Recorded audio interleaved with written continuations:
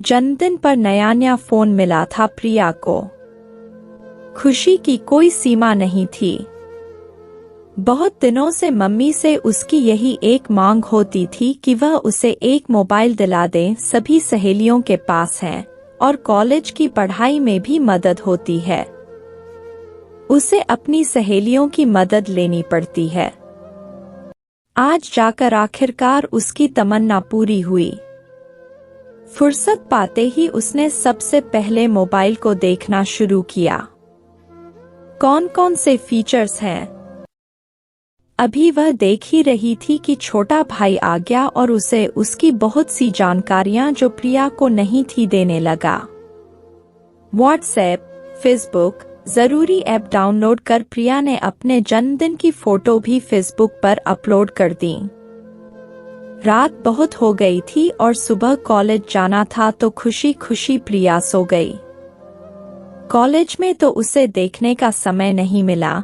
आधा घर आते ही उसने सबसे पहले फेसबुक खोली। बहुत सी नोटिफिकेशन आई हुई थी। उसकी फोटो की बहुत तारीफ के साथ ही बहुत सी फ्रेंड रिक्वेस्ट भी थी। वह सभी का धन्यवाद करने लगी। कुछ परिचित थे तो कुछ अपरिचित। फ्रेंड रिक्वेस्ट में लड़कियों के एक दो नाम ही थे, ज्यादातर लड़के ही थे। वह अब इतनी नासमझ भी नहीं थी कि एकदम अनजान से दोस्ती कर ले। बहुत से धोखाधड़ी के किस्से भी उसने सुन रखे थे। अतः उसने अपने मन को रोका, लेकिन ज्यादा दिन तक वह अपने आप पर काबू ना रख पाई। 2-3 लड़कों की तारीफ और हाय हेलो नियमित आने लगी। उसका दिल मचलने लगा। हाय हेलो में क्या समस्या है? उसने उनका प्रोफाइल देखा और सैम नाम का लड़का जो बेंगलोर का दिख रहा था और डॉक्टर की पढ़ाई कर रहा था, उसको हाय का जवाब सुप्रभात से दे दिया। उसे लगा ये एक तो अपने शहर का नहीं, दूसरा इसका कैरियर बनाने पर फोकस है, तो यहाँ वह सेफ है। प्रिया हर रोज उत्सुकता से फेसबुक खोलती पर उसे बदले में कोई प्रतिक्रिया नहीं दिखाई दी। लगता है पढ़ाई में बिजी है तो रोज फेसबुक नहीं देखता होगा, प्रिया अपने मन में बुदबुदाई। लगभग 1 हफ्ते बाद रविवार को जब उसने देखा तो उसे बहुत लंबा मैसेज वहां दिखा। हाय, आप कैसे हैं? एग्जाम के कारण हम आपका मैसेज नहीं देख पाए। आपने हमारी हाय का जवाब दिया, इसके लिए शुक्रिया। आप बहुत अच्छे दिखते हैं। हम आपसे दोस्ती करना चाहते हैं। क्या आप हमारी दोस्ती कबूल करेंगी? आपका पहला फेसबुक फ्रेंड सैम। प्रिया जैसे उत्साह से भर गई। एक अनजान प्रतीक्षा जो समाप्त हुई। उसे ऐसे लगा जैसे वह सैम को बहुत दिनों से जानती है। वह जल्दी से जवाब देने लगी। तारीफ के लिए शुक्रिया। हमने भी आपको दोस्त मानकर ही हाय बोला है।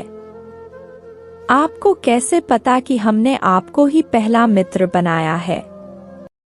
इतना लिखकर प्रिया को लगा कि अब ज्यादा नहीं लिखना चाहिए और उसने मैसेज बंद कर दिया।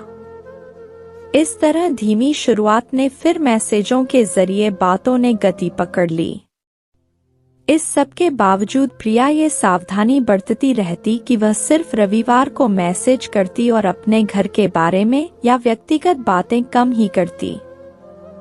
कॉलेज, पढ़ाई, समाज आदि की कुछ बातें कर उसे जैसे ही लगता कि वह कुछ ज्यादा खुल रही है, अपने पर ब्रेक लगा देती। और फिर सैम पूछता कि क्या उससे कुछ भूल हुई। तब वह पढ़ाई का बहाना बनाकर टाल जाती। वास्तव में वह सावधानी भी बरतना चाहती थी और सैम से लगाव महसूस कर अपने को ज्यादा दिन रोक भी नहीं पाती थी। इसी तरह 1 साल गुजर गया। एक दिन वह कक्षा में कुछ उदास थी और उसकी सहेली जिया साथ ही थी। जिया ने उससे उदासी का कारण पूछा तो उसने बताया कि सैम का पिछले 15 दिन से कोई मैसेज नहीं आया।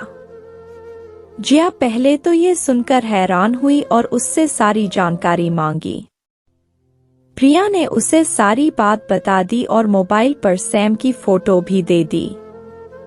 जिया समझ गई कि ना चाहते हुए भी प्रिया ऑनलाइन ही सैम के प्रेम में पड़ गई है। ये इश्क भी क्या है, बिन मिले बिन देखे भी दिल में घर बना लेता है। जिया ने कहा वह सैम को चेक करेगी, उससे पहले प्रिया बात आगे ना बढ़ाए। इसके 4 दिन बाद ही प्रिया के घर 2 बुजुर्ग दंपति पहुंच गए। प्रिया के माँ बाप को अपना परिचय दिया और बताया कि उनके पोते ने अभी अभी डॉक्टर की जॉब ज्वाइन की है और आपकी बिटिया उसे पसंद है, तो अगर आप राजी हों तो हम अपने बेटे के लिए उसका साथ चाहते हैं। प्रिया के माँ बाप को समझ नहीं आया कि वो क्या कहें।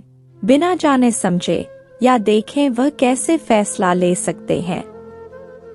उन्होंने उन्हें बिठाया और फिर विस्तार से सारी जानकारी ली। प्रिया तो घबरा गई कि जब माँ पापा को उसकी सैम के साथ बातचीत के बारे में पता लगेगा तो वह क्या कहेंगे। आधे घंटे बाद जब बेल बजी तो उठकर प्रिया ही दरवाजा खोलने गई। दोनों एक दूसरे को देख रहे थे। ऑनलाइन प्यार रूबरू हो रहा था।